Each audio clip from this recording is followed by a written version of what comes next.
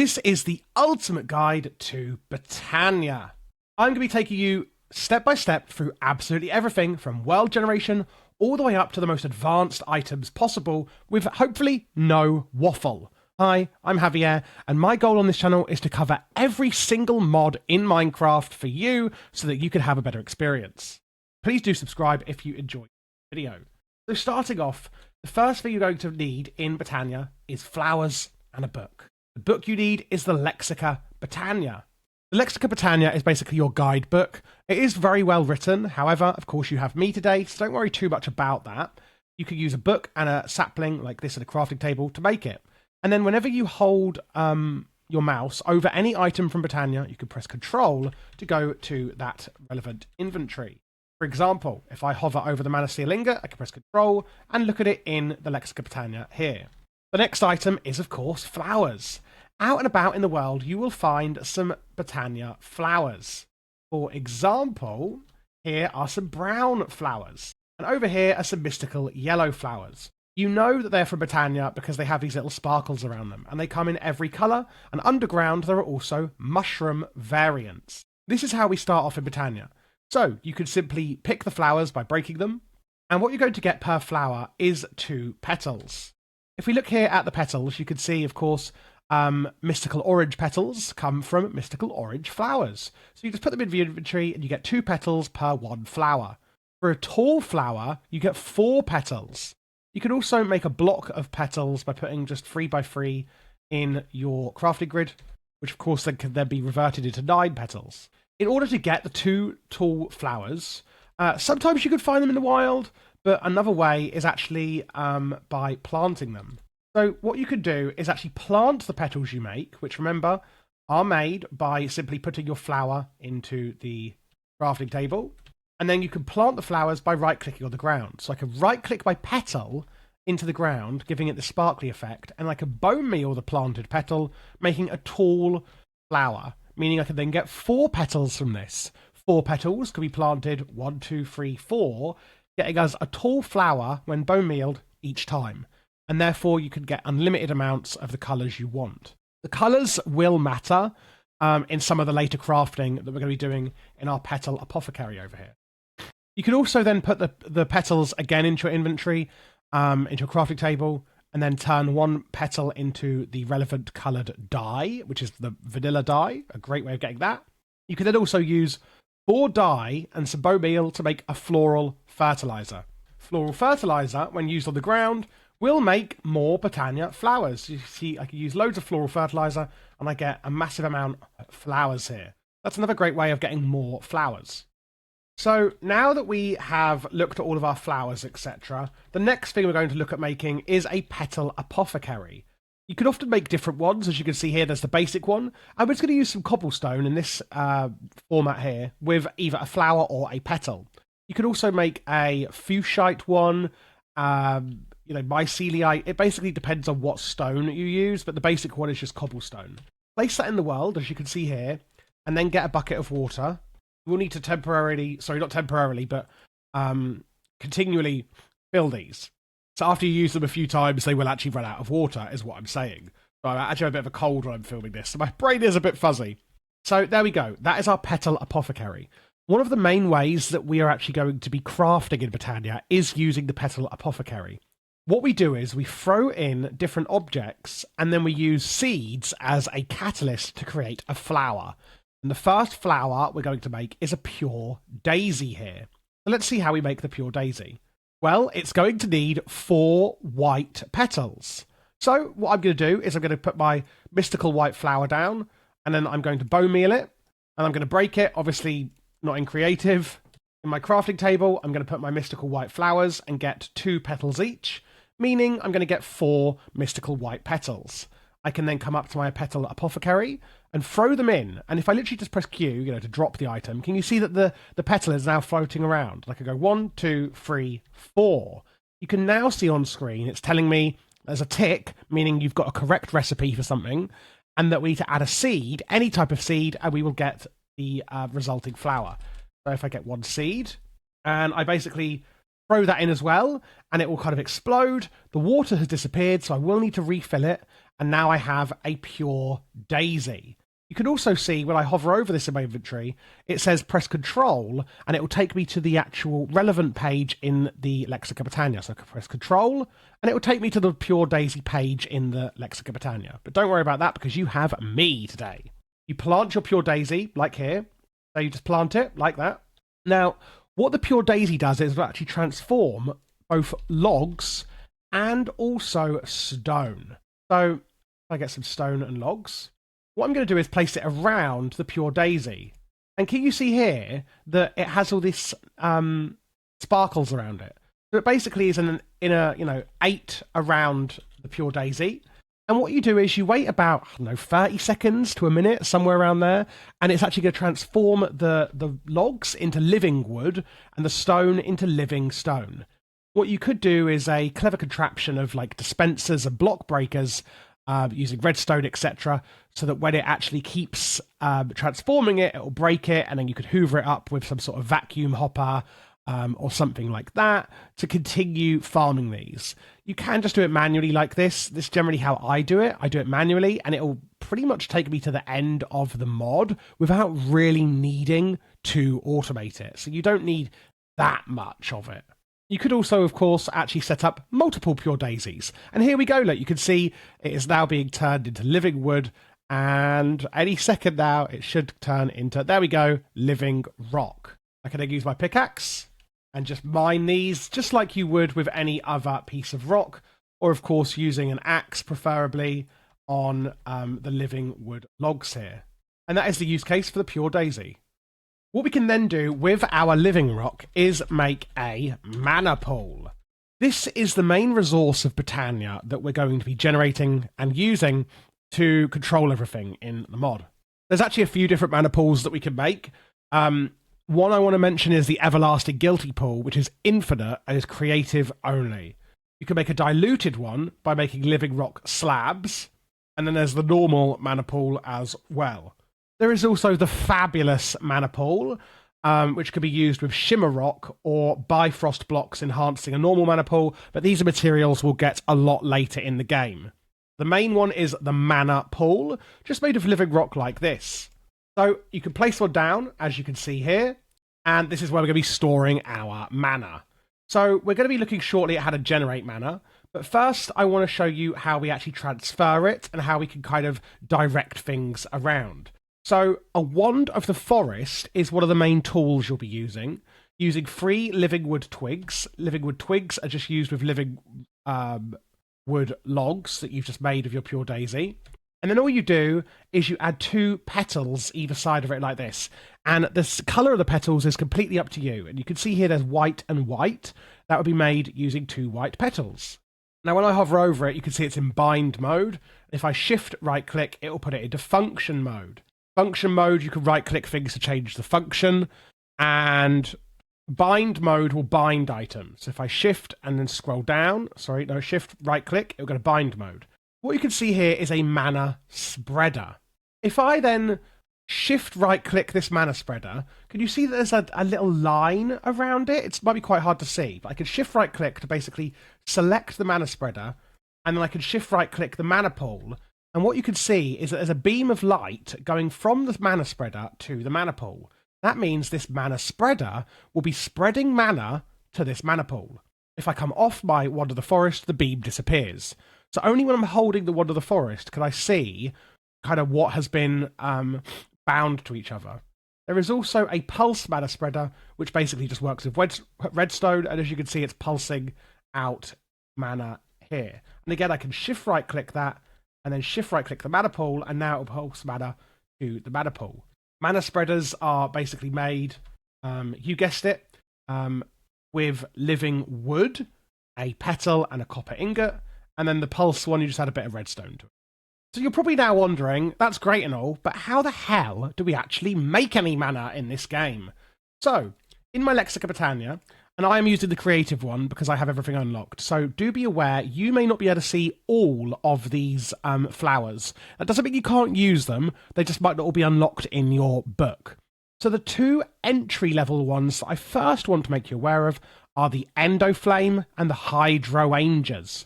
The Endoflame is a flower that will generate mana by burning items nearby, like a furnace almost. How do we make the Endoflame? Well, it's just like we made our Pure Daisy, but instead of putting in 4 white petals and a seed as a catalyst, we're going to need 2 brown petals. And by the way, there are mushrooms that you can get as well. They just grow underground.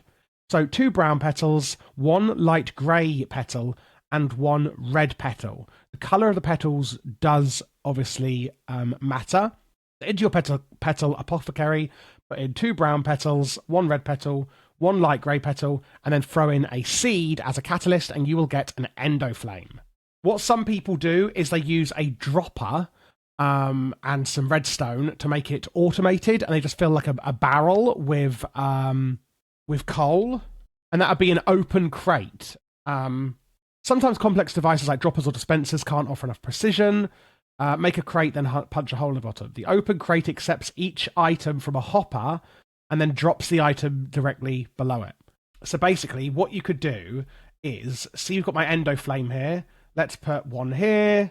I'm going to put 4 Endoflames, and I'm going to put a log here. I'm going to get my open crate from Botania, and again, this is just really easily made of living wood planks. I'm going to put that here, and then I'm going to put a hopper.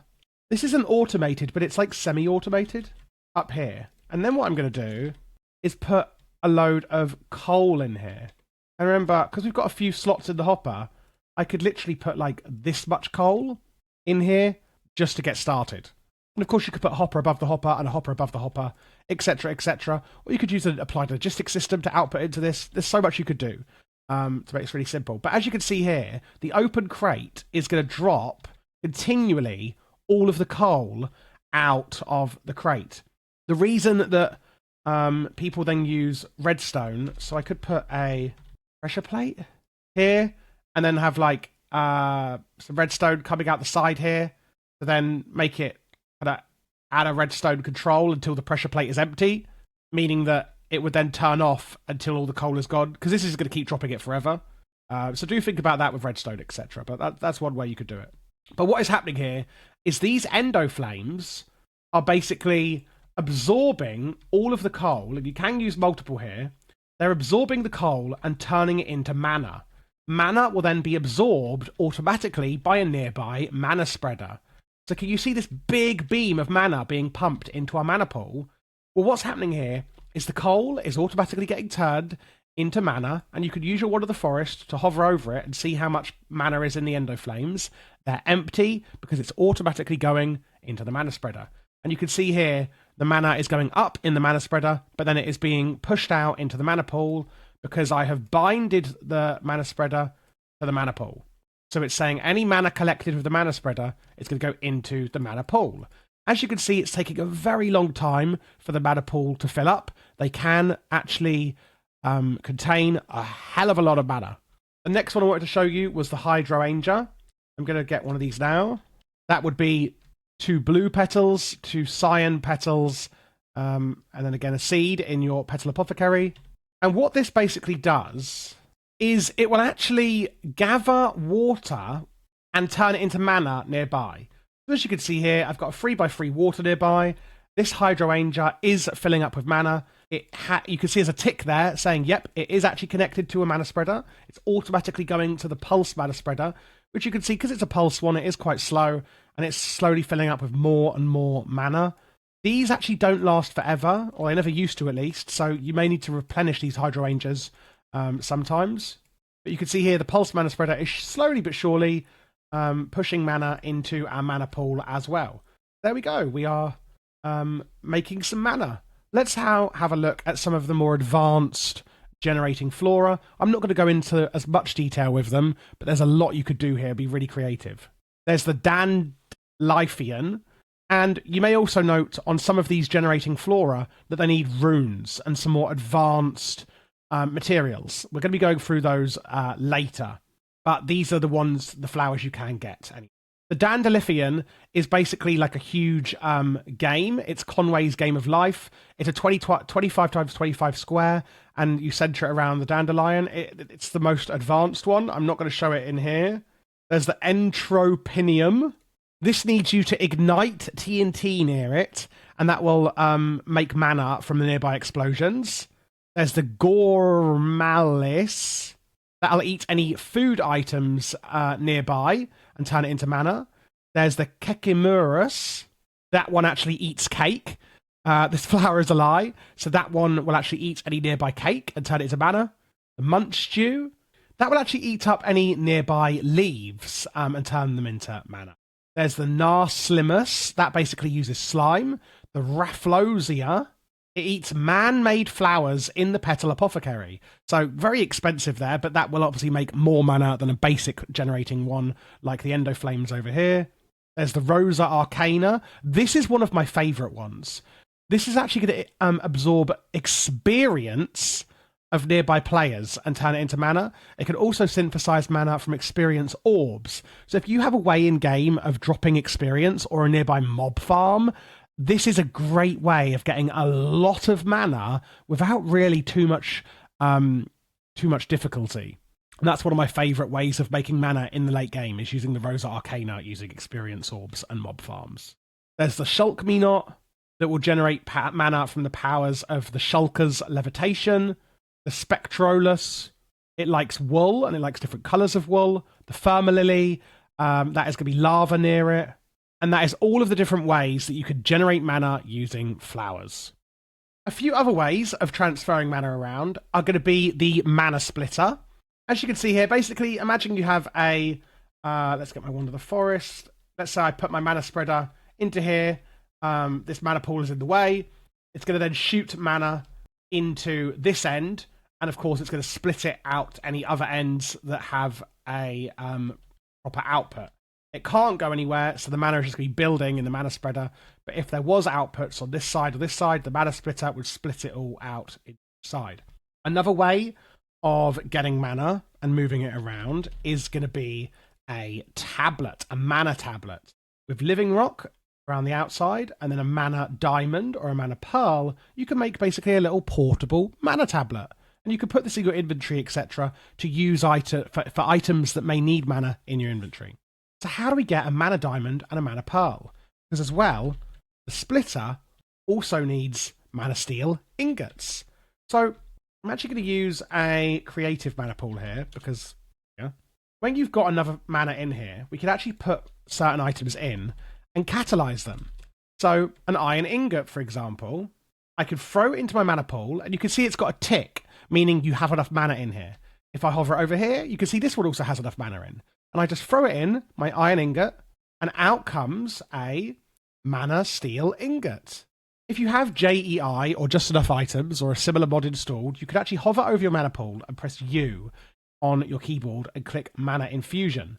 And that will show you all the different things you can infuse with mana. The basic ones that you're doing to start with are going to be a diamond into a Mana Diamond, and this shows you here how much mana it will take out of your pool. Another one will be an Ender Pearl into a Mana Pearl, glass into Mana Glass, Nether Quartz into Mana Quartz, sugar into Mana Powder. In fact, there's a few things you can make into Mana Powder. String into Mana Infused String, and an iron ingot into a Manasteel ingot. You can use iron blocks as well. Using one of those Mana Pearls, which again is by throwing in an Ender Pearl, you could put some gold and some brewing stands, etc., to make an alchemy catalyst. What we could do with the alchemy catalyst is put it underneath our mana pool, like this, and now we can actually use the catalyst for things. So the alchemy catalyst means that we can change more things into other things using the mana pool, using mana infusion. So if you see on JEI here, it has this alchemy catalyst logo. That means that you can use a blaze rod in there to turn it into netherwort. You could turn stone bricks into chiseled stone bricks. I could turn cobblestone into sand. And these kind of things. You could turn gunpowder into flint. But you must have the alchemy catalyst below your mana pool in order for these ones with this alchemy catalyst logo to work. This is really useful for things like turning rotten flesh into leather, for instance, using hardly any mana. One other thing you could do, which is really useful, is a band of mana here. So you could use your mana tablet with 4 Manasteel ingots, which remember is by throwing iron into the mana pool. And you can get a band of mana, which you could put in your ring slot. And again, that can be used to actually have mana on your person. If you're not sure how to actually charge up these things, Tossing a tablet into a mana pool will allow for flow of mana between them. Sneak right-clicking, or using a dispenser, on the mana pool with a Wand of the Forest will change which way the mana flows. And unlike normal dropped items, the mana tablets, etc., will never go. Can you see here, when I hover over it, the Wand of the Forest, it says there's an arrow, so it's showing that the tablet is going to put mana into the pool. If I shift right-click, it's going to say the pool is going to put mana into the tablet. And now you can see some little lightning effects going on, and it's actually filling up the mana tablet with mana. So you can do these both ways. The same goes with the ring I just showed you, which is called the Band of Mana, or Mana Band. Band of Mana. I can then walk over my mana tablet, and you can see it's now full of mana. And that's another way of transporting mana around. With all this cool new stuff, like Manasteel, we can actually make some tools. They pretty much have the same mining level as iron, however they have better durability, and you can of course recharge them rather than repair them with mana, like things using the mana tablet in your inventory. There is also some benefits to them on top of that. The pickaxe will place a torch from your inventory, and the axe will do the same thing with saplings. Note that the shears made of mana-based materials will trigger tripwires, unlike iron ones. And you can use 2 living wood twigs and then some Manasteel ingots. That's just made from living wood logs, remember? There's a pickaxe, shovel, an axe, a hoe, some shears, and also a sword. It's 1.6 attack speed with 3 reach and 6 damage, so they're not bad. There's also armour as well. There is the helmet, the chest plate, legs and boots, of course. And if you have the add-on mod, AIOT Botania, which a lot of mod packs do, I'm filming this in ATM 9, and it is in here, there is another item. You can put together the sword, axe, pickaxe, hoe, and shovel to make this. Till soil and creates grass paths. It basically combines all of the features into one awesome tool. It's literally called All-in-One Tool Botania. If you're really early game, you can use living rock to make living rock versions, which are basically stone pickaxe rather than iron. And again, you can recharge these with mana. And the same with living wood, which is going to be wood rather than, stone. There is one more set you can make, which is mana weave equipment. And basically, they don't offer as good protection as Manasteel. So mana weave cloth here is made from making mana infused string, which is putting string into the mana pool to get that. What this does is if you're wearing the full set, so the head, the chest, the legs, and the boots, you will actually get a discount. I'm not actually sure what percentage it is. It doesn't tell me. But you basically get a discount when using mana. When all 4 pieces of the set are worn, tools and rods are far, far cheaper to use in mana cost. Wearing the full set also grants the wearer an increased proficiency of magical rods, increasing their powers and or ranges. There's a lot of tools we're going to be looking at later on in the complete guide of Botania as well, which this can help with. That pretty much covers the basics, but there is one more thing before we kind of look at more advanced things, and that is going to be the Runic altar. This is the next way that you can craft things. So to make the Runic altar, it is actually really simple. It's just some living rock and a mana pearl. But remember how in the Petal Apothecary, we could put in different petals and then a seed catalyst to make flowers? Well, the Runic altar is kind of similar, but more advanced. And what we can make in the Runic altar is runes. There's a lot of runes you can make. The starter ones are going to be elemental runes: water, fire, earth, and air. Now, if I look at water, which is the one I'm going to be showing you in this video, you can see that it needs a Runic altar, some mana, and then a sugarcane, bone meal, Manasteel ingot, mana powder, and a fishing rod. And then the one in the middle here, the living rock, is the catalyst. What will that make? 2 runes of water. You could look at fire and see the items needed for that. Same with earth and air. And these are the 4 basic ones. So let's make a rune or 2 runes of water. So I can right click the mana powder, the Manasteel ingot, the fishing rod, the bone meal, and the sugarcane. You'll then hear an explosive noise. So these items are all floating around. It now needs mana. So what I'm going to do here is I'm actually going to get a mana spreader. I'm going to place it here, and I'm going to right-click my Guilty Pool mana spreader. Sorry, not the mana spreader. I'm going to put the mana spreader to the Runic altar. And then what I'm also going to do is actually put a mana spreader above my guilty pool. And what this is going to do is you can see it's already full of mana because I've put it above the pool. It's automatically going to take mana from the pool. So this is actually how you get mana from the pools to other things. So I'm going to go mana spreader to this mana spreader and this mana spreader to here. I could just do it directly, of course. There we go. So that is now pumping mana from the guilty pool into this mana spreader, which is then going to this one. So I'm just showing you could do it as a loop. I can just do it straight to the Runic Altar, of course. And now it's pumping mana into the Runic Altar. And can you see on the very right-hand side, it's got an X, and then it's got almost like a clock going round in the rune. That is basically telling you how much mana it still needs to complete the process. So once that little clock face has actually gone all the way around, which it will do very shortly, there we go. You can now see it says a tick, and it needs a living rock, Wand of the Forest. You can see the lightning coming up. So if I right-click the living rock, that then goes into the middle there. I get my Wand of the Forest, and I right-click, and boom! I now have 2 runes. It says right-click with an empty hand to add back the last recipe. If I get an empty hand and just right-click, it's actually going to put all those same items on again, as long as you have them, of course. And that's a really easy way of making more of the runes you need. You could then see there's some more advanced runes, like Spring, Summer, Autumn, and Winter. And to make those, you'll see that it also needs runes. So to make the Rune of Spring, I need wheat, 3 saplings, and a Rune of Fire and Water. And you may be thinking, gosh, that is quite an exonerous task. Well, or onerous task even, sorry. When you use runes in recipes for runes, it won't use them up. Meaning, if I use a Rune of Fire and Water in this recipe, it won't actually use up the runes. It will only use up the saplings and the wheat. So that's just something to note there, that it is actually a bit easier to make these more advanced ones than it originally or first seems. So again, put the items on.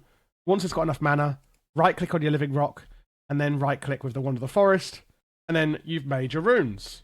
And I now have 4 runes of water. And that is how you use the Runic Altar.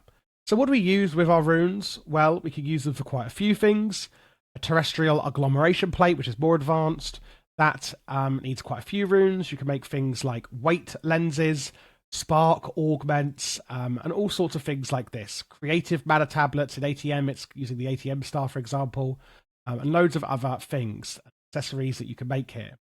Before we go any further, I actually want to show you a great way of upgrading our mana spreaders, and that is with something called a lens. You can see here there's a lot of different lenses that we can use. If we specifically go into Anya, here are all the different lenses we have available. A mana lens, velocity, potency, resistance, blah, blah, blah, blah, blah. They can get really, really complex with how many we have. So the most basic one is going to need a piece of glass and 4 Manasteel ingots, and it doesn't really do anything. What we could do is dye it, if we'd like, and it will change the colour of the burst of mana that comes out of our mana spreaders, or we can upgrade them. For example, if we use a Rune of Air with our mana lens, we can get a velocity lens. That will actually dramatically increase the speed at which a mana burst travels, but at the expense of initial capacity and faster mana loss. So we get one of these lenses. Let's try it out, shall we? I can simply right-click it onto this mana spreader, and now the beams will come out a lot faster. There's the potency lens, which will double the amount of mana a mana burst can carry. However, it travels slower. There is the resistance one, which will significantly increase the amount of time a mana burst can go without starting to lose mana. So basically, that increases like how far the mana beam will go before it starts getting diminishing returns. Efficiency will increase the amount of time it takes for mana burst to start losing its mana. There's a messenger lens, which will greatly decrease the amount of mana burst carries, but dramatically increases its speed and maximum distance. The bounce lens will actually bounce off walls, which is really interesting. That can actually make some really interesting setups. Gravity one will make it move in an arc. The bore lens will actually allow it to break blocks, and therefore you could actually set your mana spreader as basically a mining bore, using that mana to shoot through blocks. Damaging lens will basically damage any living entity it hits. You could use this as kind of like a force field kind of effect, or a mob farm, etc. The phantom lens is an interesting one. It allows a mana burst to pass through blocks. And I'm not going to go through all of them. If you do want to look through all of these other lenses, then what I would say is just hover over them in JEI and press Control, and it will take you to the relevant page of each lens. But those are the lenses we can use to actually upgrade our mana spreaders in loads of different and interesting ways. Now let's get a bit more advanced. I want to create a new material because Manasteel is just not cutting it anymore. I now want Terrasteel. This is basically an upgraded version of Manasteel. You can see here it needs a lot of mana. It's going to need a mana pearl, a Manasteel ingot, and a mana diamond in a terrestrial agglomeration plate. And that is basically what I have here.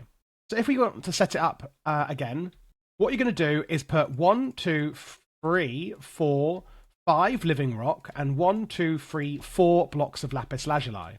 Then what we need to do is get a agglomeration plate. And to make that, you're going to need 3 more blocks of lapis, a rune of fire, water, earth, and air, and also a rune of mana, which is actually one of the easiest runes to make. It's basically 1, 2, 3, 4, 5 Manasteel ingots and a mana pearl with some living rock in the runic altar. Once you've got your terrestrial agglomeration plate, oh, and in the middle, it's a block of Manasteel. You're going to place it in the middle here. Then remember, we need a mana pearl, diamond, and ingot, which is iron ingot in the mana pool. Mana diamond is diamond in the mana pool, and mana pearl is the ender pearl equivalent. We're going to place all 3 items on the terrestrial agglomeration plate, as you can see here, and then we need to give it mana. There's actually a different way that I like to do this, and this is something called a spark. They are really easy to make using some petals, a gold nugget, and some blaze powder. And what I could do is just place the spark above the terrestrial agglomeration plate, and can you see here that it's taking all of the mana it needs into the spark to give it its power. It will take about half of a normal mana pool to make 1 ingot, by the way, and the very beautiful catalyst kind of situation here, as you can see, very, very pretty, as is a lot of things in Botania. And then eventually, ta-da, you will then get a Terrasteel ingot. So the sparks can take from mana spreaders. You can also click them above your mana pools. And then if I click and right-click on the spark, you can see what it is connected to. They basically automatically connect into a network of sparks. Multiple sparks feeding the agglomeration plate will make it work quicker. So you can use a mana spreader pointing into the plate, or you could just use sparks here, and it will automatically take it from nearby pools. So again, all you need to do is get a Manasteel ingot, a Manasteel diamond, and a mana pearl, and just right-click them or drop them onto the plate. And as long as there's a spreader or sparks facing or being near the plate, it will automatically absorb. See how much quicker that one was because it had multiple sparks over multiple pools. It will make you your Terrasteel. Terrasteel is basically an upgraded version of Manasteel. What can we make with it? Well, there's Terrasteel leggings, which is actually really, really good armor, the Terrasteel set, and there's also Terrasteel tools as well. And the improvement for Terrasteel, it is going to need like a rune, some living wood, some Terrasteel, and the Manasteel counterparts to make Terrasteel. However, if we look at here what it could do if we have the whole set equipped, the Will of the Ancients, 20% less mana cost on mana tools and rods, even if hunger isn't topped off, passive mana regeneration on mana tablets. It can use mana from the inventory to heal damage. However, its properties are comparable to Netherite armor rather than iron. Manasteel is comparable to iron. Really, really good armor. We're now immediately going to go on to even more complex things, starting off with making the portal to Alfheim. And this is where we're basically trading with the elves from another dimension in order to actually get better materials. What we're going to do is, imagine you're making a nether portal. We're going to put a elven gateway core down, like this. And this is made with some glimmering living wood and some Terrasteel nuggets. Nuggets made in the same way, but with Terrasteel. The glimmering living wood is made with...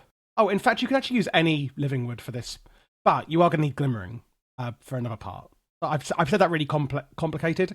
So, living wood is made from living wood logs, and you get 3 of them, like that. You can then add glowstone dust to make glimmering living wood. To make the elven core, you could just use normal living wood logs. However, you will need some glimmering living wood anyway. I think that is a bit better way of saying it. So, put your Elven Gateway core, 2 living wood either side. I'm just going to put some grass here just because I need something to place it on. And then again, 2 living wood above it, like this. And then we're going to place some glimmering living wood in the middle, like that. So it's a core, living wood, living wood, living wood, living wood, glimmering, and then more living wood above. And then the same on the top, but rather than a core, it's another glimmering living wood. So it basically looks like that. What you're then going to need nearby is some mana pools. You could use normal mana pools, of course. They do need to be like full, though. You need a lot of mana. And then you're going to put 2 Natura pylons above them. It needs to be within an 11 block radius around this portal, or around the core. The Natura pylons, which could also enhance your enchanting, by the way, just like bookshelves can, are made from a mana pylon, an Eye of Ender, and some Terrasteel nuggets. Mana pylon is made actually quite simply like this. Once you've done all of that, what we're then going to do is get our Wand of the Forest, and we're going to right-click the core. And as you can see, it is now activated, and mana is flowing into the portal, and the core has been activated. So, you are going to need, like I said, a large amount of mana to activate this portal. However, activating the portal doesn't actually cost any mana. So, if that sounded confusing, make sure your mana pools are full before you try and activate it. However, be aware that when you do activate it, it's not actually going to cost anything. You just need them to be full nearby to actually do it. And you can see there's a portal. Now, I can't go through the portal. That's right. This is only for trading. And what we do by trading is using a little bit of mana that you'd have in these mana pools I've just shown you. You'd throw some items in. So, for instance, we can now make Elementium. What you could do here is use 2 Manasteel ingots, throw it into the portal, and as long as you've got some mana nearby, you can then get out a block of Elementium, or sorry, an Elementium ingot. The same thing with a mana pearl. You could trade it in for pixie dust. You could trade in a mana diamond for a dragon stone. Nether quartz for elven quartz. Mana glass for elf glass. This is again like a more upgraded version of these items. So let's try it now with some Manasteel ingots. So I'm going to throw 2 of them through the portal, and you can see they should do 1, 2.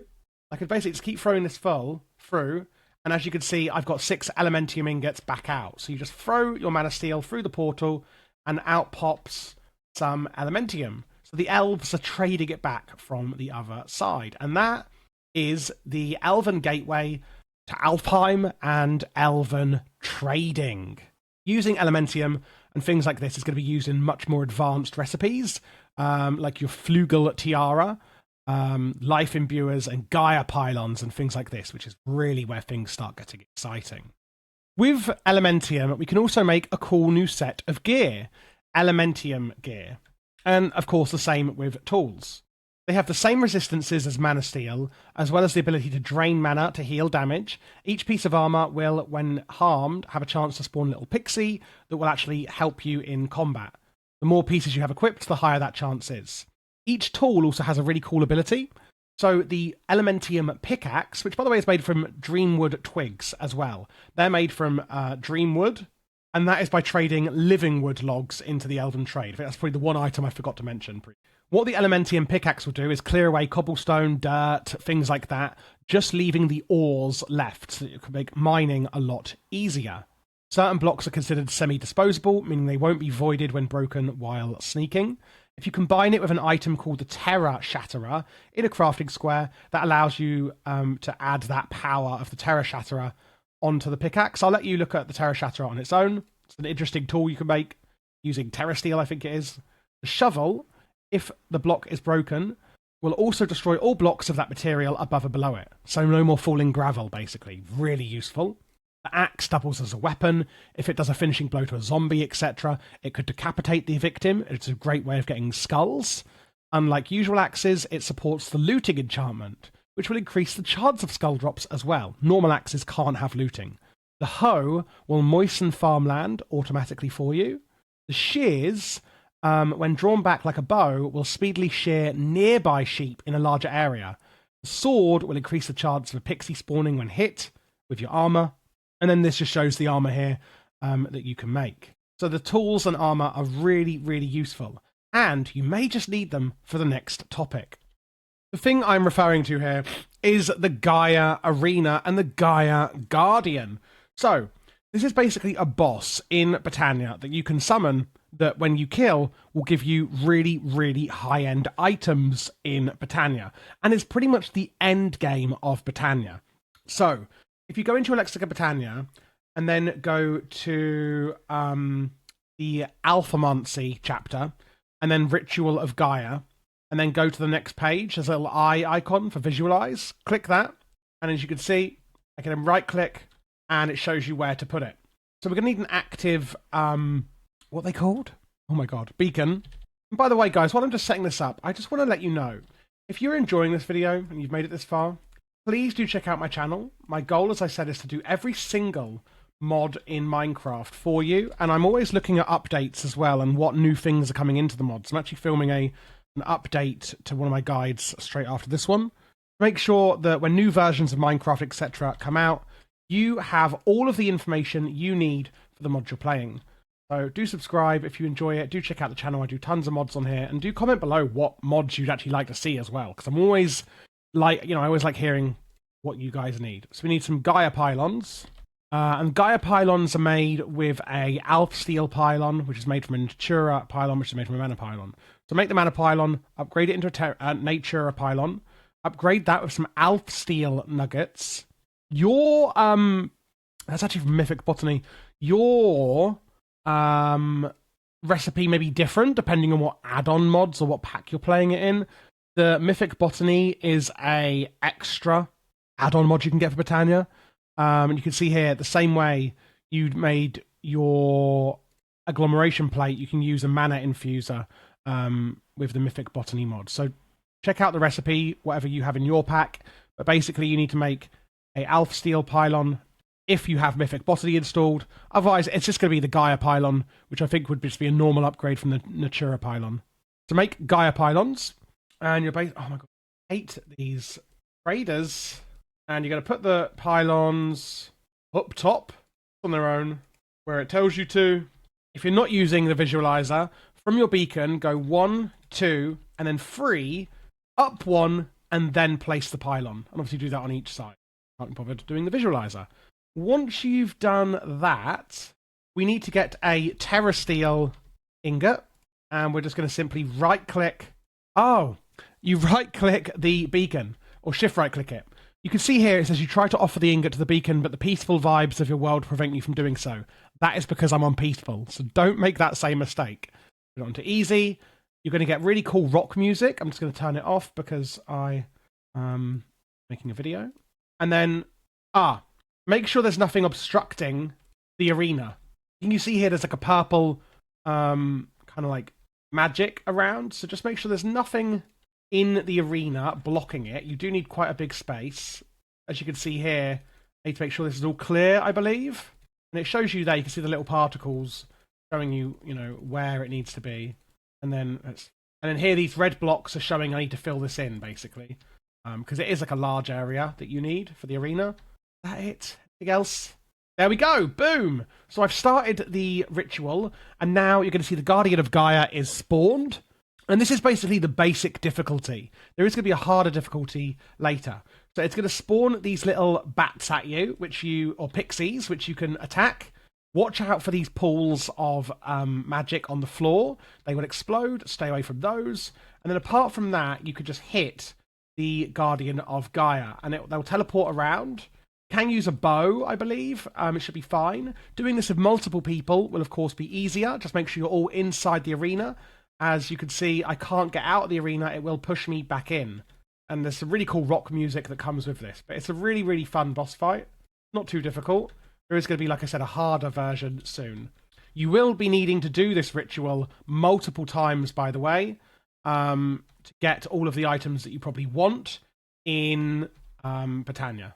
And then once it's over, you are then going to get the second phase. So you can see it's nearly at low health. It's then going to fly up into the center of the arena, and then what's going to happen is it's going to spawn loads of mobs that you need to kill. This is the second phase of the fight, so just kill all the mobs, and I think do you have to kill them all, or can you bow the Gaia Guardian down?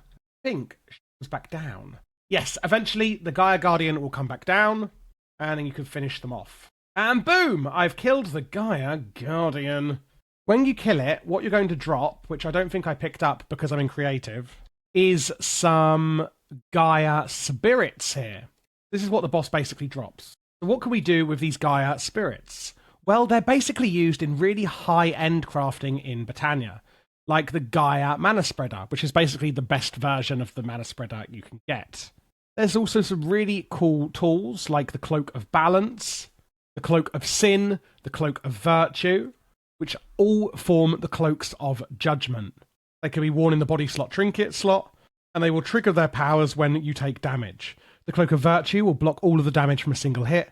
Sin will damage all nearby hostile mobs for the same amount of damage that you would have taken. And the Cloak of Balance will evenly split the damage between the attacker and the target, preventing its bearer from dying. So there's 3 different ones you can make there. There's also the Rod of the Unstable Reservoir. It will materialize mana from countless arcane missiles that hone in on random targets, which is really, really cool. You can also give it to something called a Living Wood Avatar. What the Living Wood Avatar does, where is it? This little avatar here. I love these. You can make it just with some Living Wood and a Mana Diamond. I can basically place the little guy here and give it the, I can't remember what it's called now, the Rod of Unstable Reservoir. I can literally right-click it and it'll hold it like that. And then if there's a zombie, it should zap the zombie. Doesn't seem to be doing any zaps. Maybe it's because there's no mana nearby? Probably. Yes, as you can see now, as long as you're giving the Living Wood Avatar mana, and I put these zombies down, can you see there's these like sparks here? You can't really see it very well, but basically the Living Wood Avatar is shooting its wand and actually killing them. You can also make Mana Storm charges, which is basically a form of TNT. There's the Flugel Tiara you can make with Gaia Spirits. Combining it with different types of quartz will change the appearance, and it can use mana to basically help you fly. It can't provide the power of flight indefinitely. It's used for about 30 seconds. Consecutively, it will overload. You need to use it in kind of short bursts, and the flight bar is displayed on the HUD. That's the Flugel Tiara that you can get with the Gaia Spirit. There's the Shard of Laputa. This is a really interesting item. Quite difficult to make, as you can see. A lot of these items are going to need quite a lot of materials. What it will basically do is it will lift up the ground. So I'm going to show you. And there's different tiers. 1, 2, 3. Oh, how many? XX, radius 33. Yes, the best one is XX. If I get one of these ones, and to make it, you basically need to add more Gaia spirits to increase the radius and power. So what you do is, if I slam it on the ground here, Shard of Laputa, what will happen is, here we go. You just right click it on the ground, and then what it's doing is it is literally lifting up the ground in a sphere. Now, I'm doing it in the biggest radius, so it is going to take a while, but it is literally moving a massive 33 by 33 sphere up into the sky to basically create a floating island. And, I mean, that is phenomenal. So we'll come back and look at that in a minute when it's done. There's also the Crimson Pendant, which gives you full immunity to fire damage and lava. The Life Aggregator, basically, you could put it on a monster spawner, and then put another one somewhere else, and it will like move where that spawner will actually spawn things. There is the Black Hole Talisman. Any block stored in the talisman can be placed by simply right-clicking with it. Sneak right-click the talisman on an inventory, and it will dump up to a stack of blocks into that inventory. You can use it with something called the Rod of the Shifting Crust to use the blocks it contains. So I'm going to go over rods shortly. And there's a few other items. The Globetrotter's Sash, the Dragon Soul, Nimbus Amulet. That's actually from all the tweaks. Nimbus Amulet, Charm of the Diva, and then lastly, well, there's the World Shaper's Astroblade, and then lastly, there's the Gaia Spirit Ingot. You use 4 Gaia Spirits and a Terrasteel Ingot to make the Gaia Spirit Ingot. If you use a Gaia Spirit Ingot rather than a Terrasteel Ingot to summon the Gaia Spirit boss, so literally to summon the ritual down here, it will make a much stronger version for you to defeat. If you could defeat the much stronger version, you'll get a lot more Gaia Spirits. And it will also drop a Dice of Fate. So when I right-click the Dice of Fate, you'll see I got a Key of the King's Law. Now, each time you use the Dice of Fate, you will get a different item. So you can do, I think it's like 5 times the tier 2 Gaia fight. So I use it again, and I'll get the Eye of the Flugel. So the Eye of the Flugel, unlike the Crafted Tiara Flugel, the Eye of the Flugel contains primordial Flugel magic. Sneak right-clicking with the eye will bind it to that position. Holding right-click with a bound eye will then use mana to warp the owner back to that location. So it basically can teleport you. So I can right-click here, and I can shift right-click here, and then was it right-click? Yeah, then I right-click, hold it in, and boom, I've been teleported to that space. That is the Eye of the Flugel. You can also get the Fruit of the Grisaia. Basically, you can eat this, and it will replenish your hunger, but it will use mana to replenish hunger rather than actual food. Another item you can get is the Ring of Odin, which gives you 20 max health when worn. There is also the Ring of 4, which I can't remember what it does. When equipped, it dramatically increases a Terra Shatterer's area of effect, which is one of the tools you can get.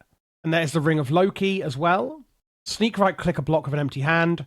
Once a block is selected, sneak right-click other blocks will store their offsets from the origin into the ring, which it's kind of it's a complex way of saying you can place things in other places.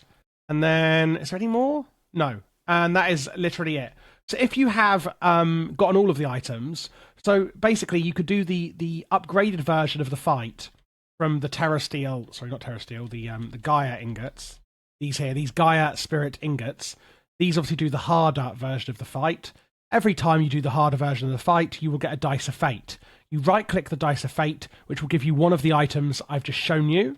You can only get each item once, so you won't get the same item over and over again.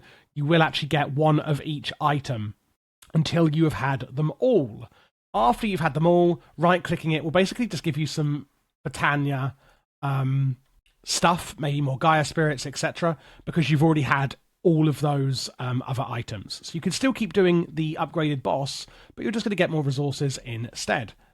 Lastly, let's have a look at some of the other cool items you can make in Botania. And there is a lot of them, so I'm not going to go through everything, but I am going to go through some of the really cool and interesting ones that I think you might like. I would heavily advise that you look through your Lexica Botania, because you now know how to make all of the resources in Botania. You just now need to know what items you can make with those resources. Here is the sphere, by the way, from the Shard of Laputa. This is how it's going. It's so cool, these really are cool. Let's first look at some of the cool functional flora you can make. You can actually put your flowers with a alchemy catalyst into the mana pool to shrink them. There is the agricarnation. You can put this near your crops. And by the way, functional flora are all going to use mana to do something, whereas the generating flora are the flowers that make mana using something.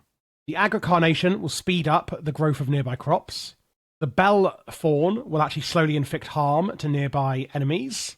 The bergamot will basically shut up nearby animals. The clayconia, this is a really good one. All it does is moisten nearby sand, turning it into pellets of clay. It does use a lot of mana, however. There's the daphomil, uses mana to push any item in front of it forward, like a wind turbine, if you will.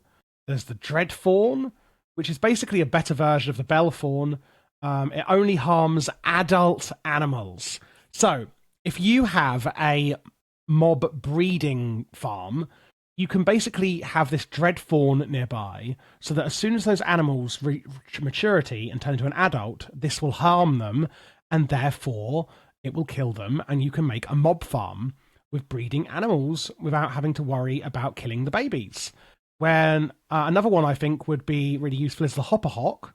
This is basically a hopper as a flower, so you could use that again with the same farm I just said to hopper up all of the loot you get. And as you can see here, there is a load more flower. Vinctulius, Tiger's Eye, Tangleberry, can't even pronounce that. Look, there's absolutely tons of them.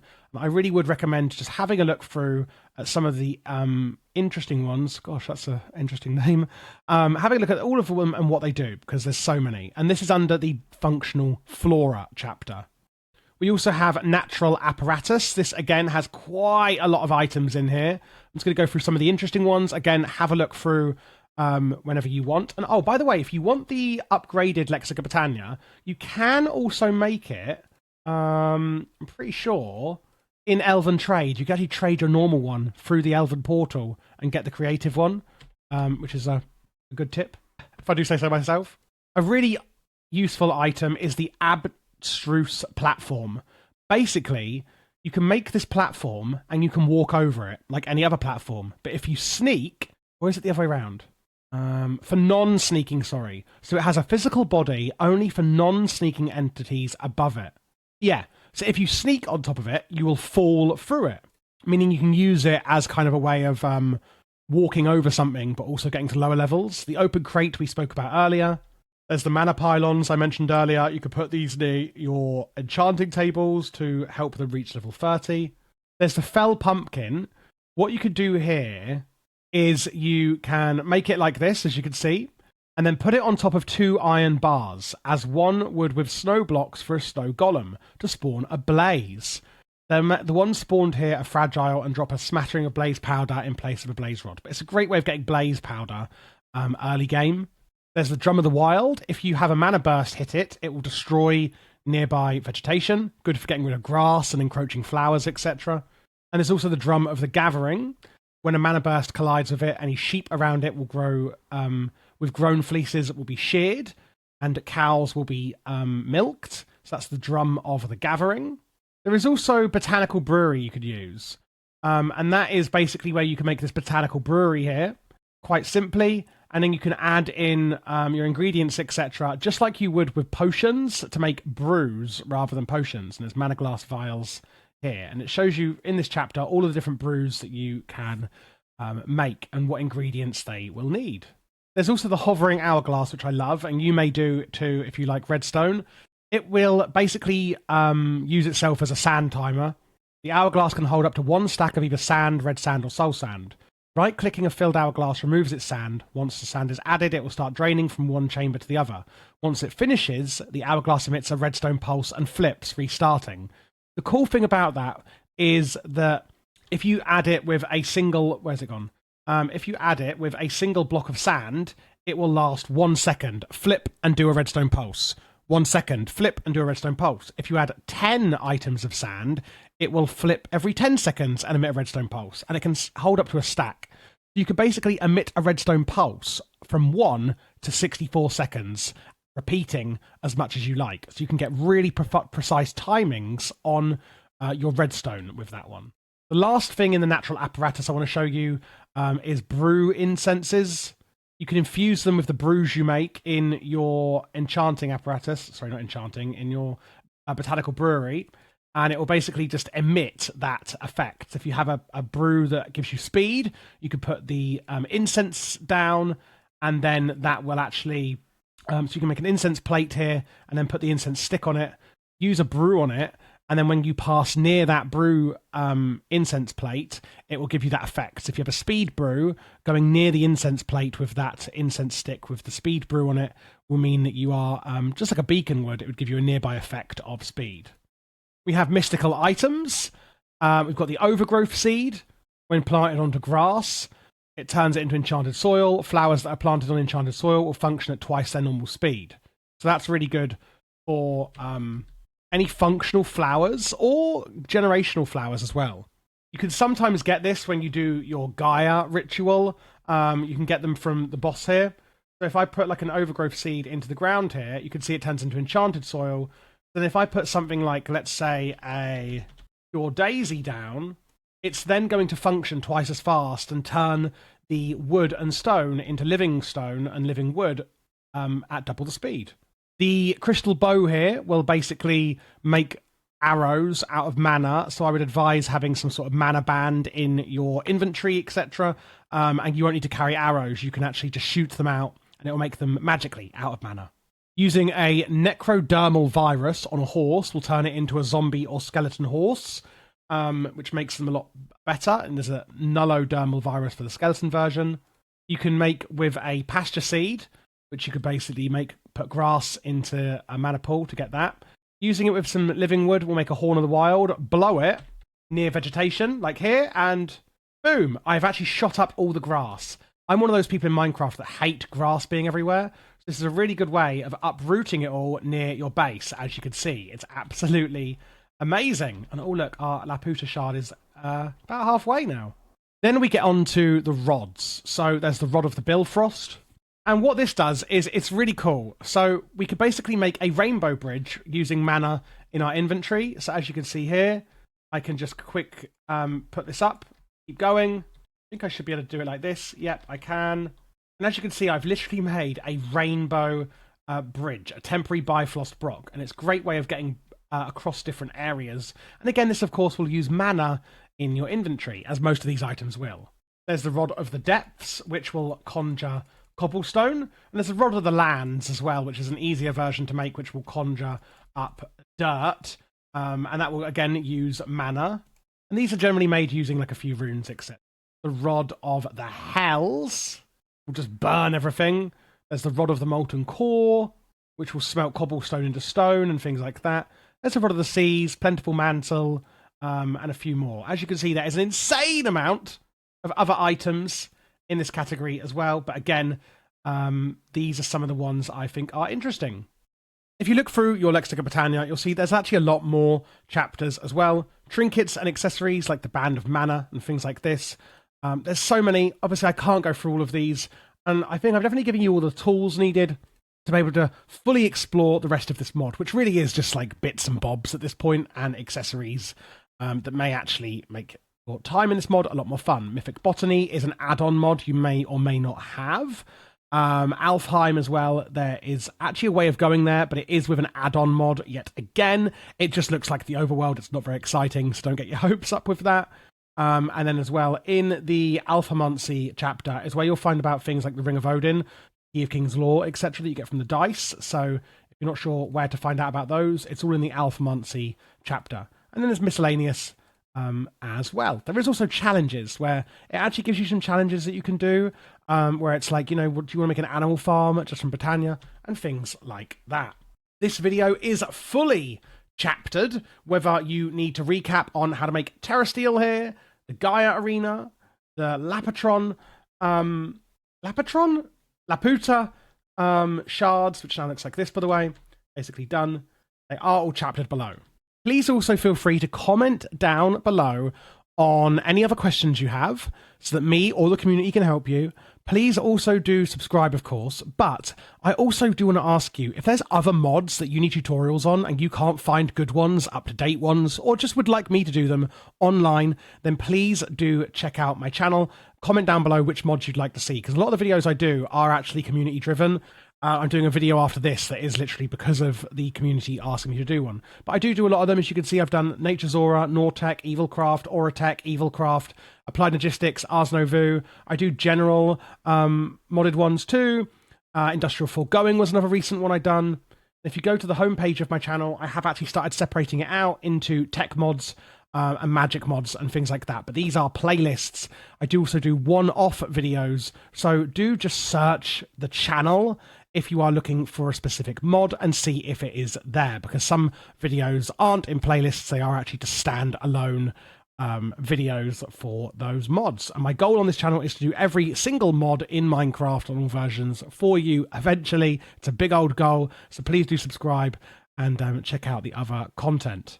But I do hope that this ultimate guide to Botania was helpful for you.